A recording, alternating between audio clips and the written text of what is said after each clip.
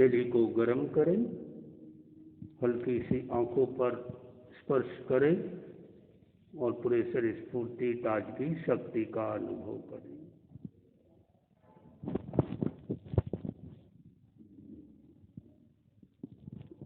जब तक और लोग आए तब तक थोड़ी एक गीत सुना देते, फिर जाप कर लेते।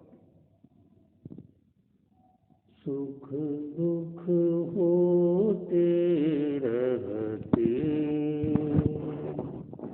इनसे नहीं घबराना। सुख दुख होते रहते, इनसे नहीं घबराना। सुख दुख से अपने को न्यारा करते जाना। सुख दुख होते रहते,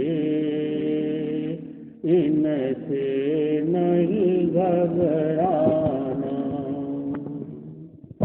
कष्टों में समता से शक्ति बढ़ जाती है। कष्टों से समता से शक्ति बढ़ जाती है।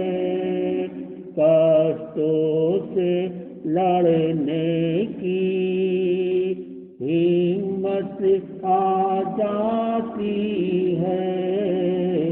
कष्टों से लड़ने की हिम्मत।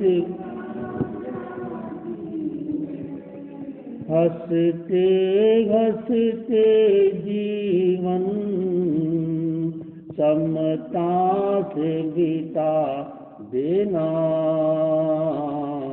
हंसते हंसते जीवन समता से बिता देना।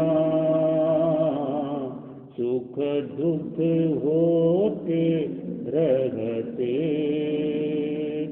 इनसे नहीं घबराना। दुख में जो घबराता वह जीवन खोता है। दुख में जो घबराता वह जीवन। दुख सुख में सम रहता वह आनंद पाता है। दुख सुख में सम रहता वह आनंद। शुभ चिंतन के द्वारा आगे बढ़ते जाना।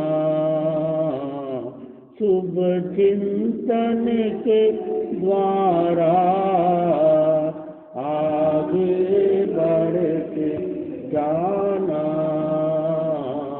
सुख दुख होते रहते, इनसे नहीं घबराना। मन में दुख का चिंतन हो तब दुख बढ़ जाता है। मन में दुख का चिंतन हो तब दुख। सुख का चिंतन हो तो सुख अनुभव होता है। सुख का चिंतन हो तो सुख अनुभव होता है। अपने निज चिंतन को सुखमय करते जाना। अपने निज चिंतन को सुखमय करते जाना, सुख दुख होते रहते इनमें नहीं घबराना। जैसा हमने व्यर्थ जैसे हमने कार्य किए, वैसा ही फल मिलता है। जैसे हमने कर्म किए, वैसा ही फल मिलता है। शुभ का फल शुभ होता, दुख से दुख मिलता है।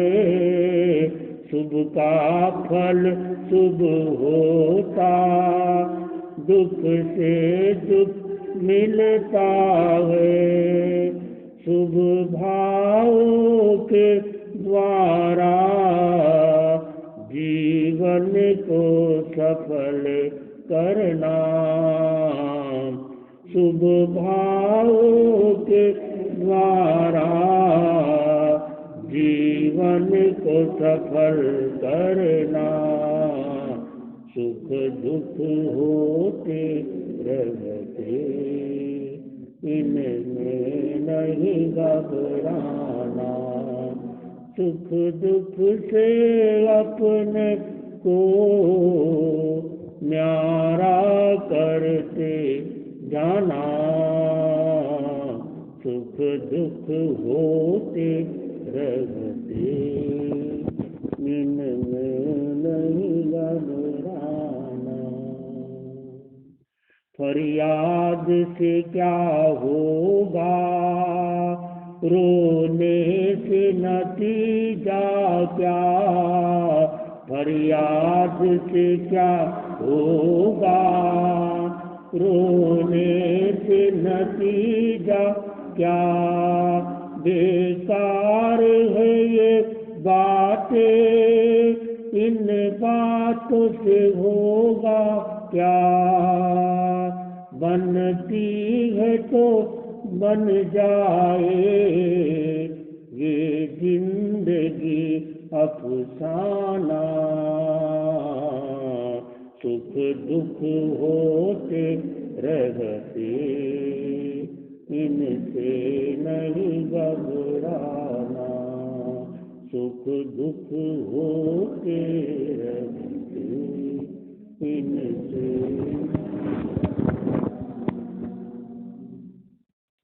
अब लोग क्या, 3 भाई का नियम है रिटर्न में, भाई लोग 3 होना चाहिए।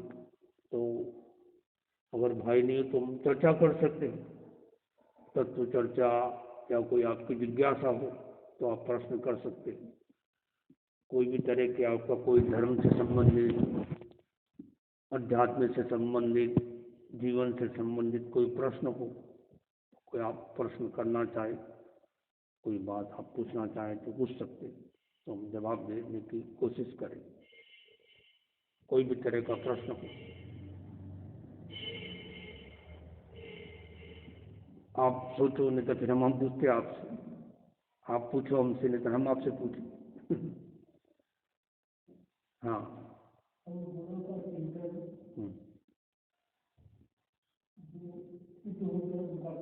हाँ हाँ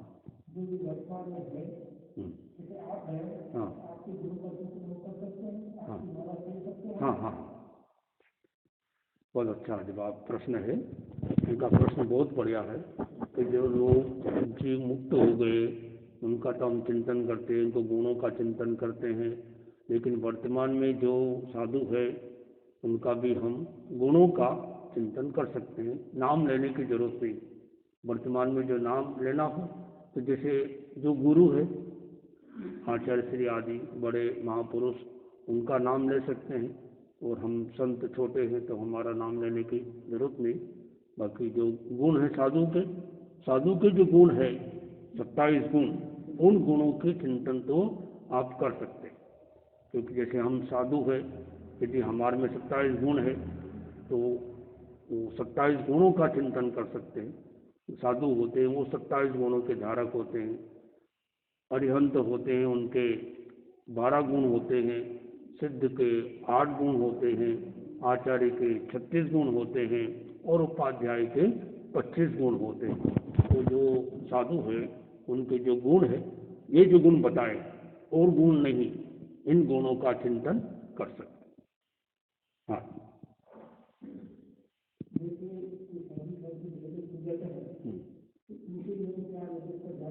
हाँ अगर हमारे को व्यक्ति किसी प्रकार करते भी है उनका लोगों से ध्यान रख सकते हैं उनके लिए। हाँ हाँ कितने लोगों को करना हाँ चाहिए? हाँ, अच्छा प्रश्न है कि जैसे जो साधु संत है वो देवलोक होते तो उनके लिए 4 लोगों का विधान है, और जो गृहस्थ है उनके लिए 1 लोगस्य का विधान। उनकी खास जब स्मृति सभा होती है उस समय उनके लिए 1 लोगस्य का करने का विधान है। तो लोगस्य का चिंतन करना, लोगस्य तो अब स्तुति हो गई अपने तीर्थंकरों की, कभी भी कर सकते हैं, कितनी भी कर सकते हैं, लेकिन उस निमित्त करते हैं, साधु के निमित्त, श्रावक के निमित्त, तो इस तरह से लोगस्य का आप लोग चिंतन कर सकते हैं।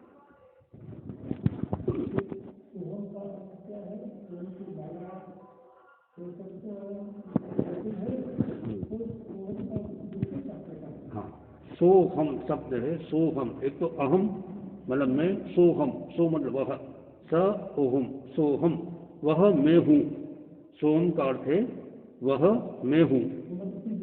हाँ, वह मतलब सिद्ध मैं हूँ, मैं सिद्ध हूँ, यानी हमारे अंदर में सिद्ध होने की क्षमता है। तो ऐसी उच्च स्तर की भावना करना, सोहम वह मैं हूँ, मैं भी मतलब सिद्ध हूँ, ऐसा भावना करना।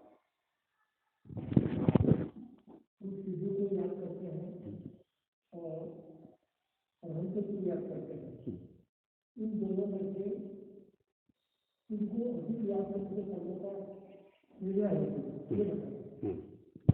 हाँ, 2 चीज है, सिद्ध और अरिहंत। तो ये अब हमारे में प्रश्न इसलिए आता है कि इसमें कोई छोटा एक बड़ा, छोटे को करने से ज़्यादा कम लाभ मिलता होगा, बड़े को इसमें करने से ज़्यादा लाभ मिलता होगा, या इनका 2 में से ज़्यादा किसका करे। तत्व की दृष्टि से दोनों में अंतर नहीं, दोनों वीतराग है, सिद्ध भी वीतराग हो चुके हैं, ये भी वीतराग है, इतना सा अंतर है, इनके 4 क्रम बाकी होते हैं, किसके, अरिहंत के, और जो सिद्ध हो गए उनके 8 कर्म खत्म हो गए। तो अगर चाहे अरिहंत का जाप करो चाहे सिद्ध का जाप करो, जितना जाप करोगे अधिक से अधिक, उतना अधिक से अधिक हमको लाभ मिलता है। हाँ हाँ, कायोत्सर्ग का जो अलग मीनिंग है, काया उत्सर्ग, काया यानी शरीर, शरीर का उत्सर्ग करना, शरीर को छोड़ना। तो बस यहाँ ध्यान का अर्थ है जागरूक रहना, शरीर की पकड़ को छोड़ दिया, उसके प्रति जागरूकता रखना, ये कायोत्सर्ग का अर्थ है। तो कायोत्सर्ग में हम ध्यान नहीं करते हैं, अनुभव करते हैं, सुझाव के द्वारा शरीर को शिथिल करते हैं, फिर अनुभव करते हैं आत्मा भिन्न है, शरीर भिन्न है, भेद विज्ञान की साधना करते हैं।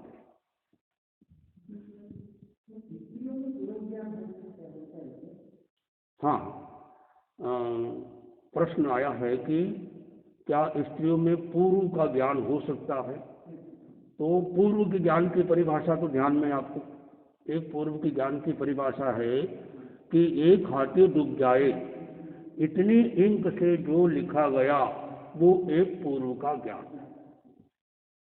और अभी 5वां आरा चल रहा है, तो 5वें आरे में वो पूर्व ज्ञान तो नहीं होता। कई ऐसी चीजें जो लुप्त हो गई, मन पूर्व ज्ञान भी नहीं होता।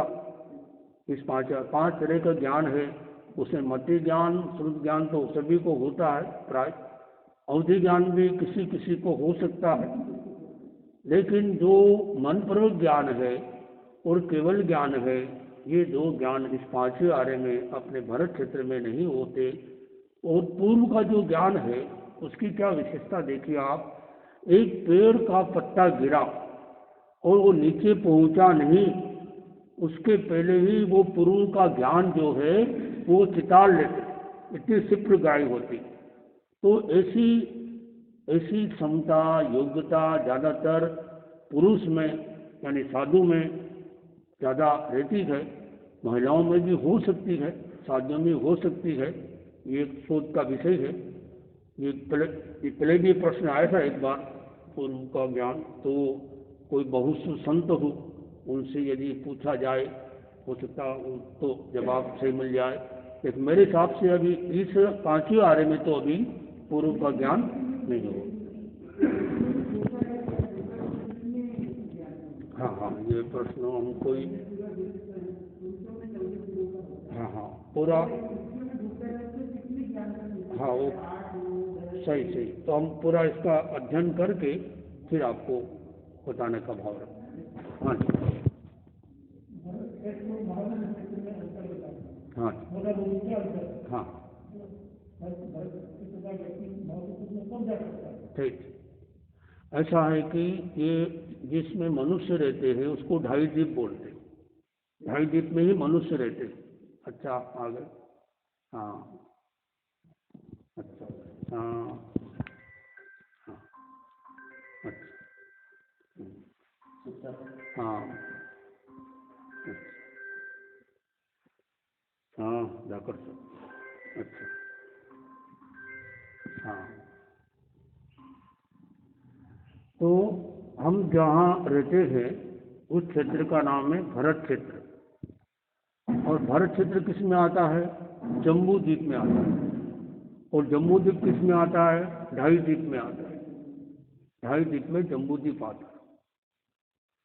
तो ऐसा समझो ये जम्बू द्वीप है वो थाली के आकार का, वो 5 जल समझ, उसके बीच में मेरू पर्वत है 1 लाख योजन का मेरू पर्वत, उस जम्बू द्वीप के बीच में मेरू का पर्वत। उस मेरू के पर्वत में कई इधर भरत क्षेत्र है, कई महाविजय क्षेत्र है, कई ऐरावत क्षेत्र है। तो इस जम्बू द्वीप में एक महाविजय क्षेत्र है, एक भरत क्षेत्र है और एक ऐरावत क्षेत्र है। तो अभी हम ये जो, क्योंकि 5 है, भरत क्षेत्र भी 5 है, तो प्रश्न पूछा जाएगा भाई कौन से भरत क्षेत्र में हम, तो हम जम्बू द्वीप के दक्षिण के भरत क्षेत्र में है, हम जम्बू द्वीप के दक्षिण वाले भरत क्षेत्र में है। और भरत क्षेत्र की एक विशेषता है कि यहाँ पर 6 खंड होते हैं। कितने खंड? 6 खंड। और इन 6 खंडों के अंदर में लगभग 32,000 देश है। कितने देश है? 32,000। उन 32,000 देश में से 25.5 देश है जो आर्य देश कहलाते हैं। और ये सौभाग्य या विशेष बात आपको सुनकर आश्चर्य होगा, वो सारे के सारे 25 देश जो है वो भारत में है। देश इसलिए कहते हैं जैसे मगध, जिसे हम देश कहते हैं, ये मगध एक देश था, अयोध्या एक देश। आज जिसे हम जिला या राज्य कहते हैं, प्राचीन समय में इसको देश कहते हैं, देश यानी स्थान। केवल 25.5 देश क्षेत्र ऐसे हैं जहाँ आर्य भूमि है। इन आर्य भूमि में ही तीर्थंकरों का जन्म होता है।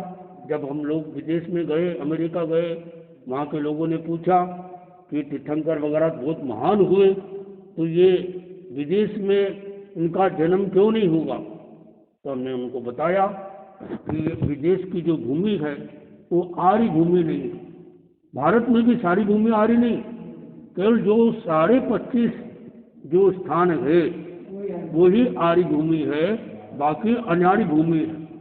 अनार्य भूमि में तीर्थंकर जा सकते हैं, जैसे भगवान महावीर स्वामी लाट देश में गए, भगवान हरिश्चंद्र ईरान में, इराक में, ऋषभदेव बहुत दूर गए, सुमात्रा में गए, जिसे आप सिंगापुर कहते हैं, कई देशों में गए।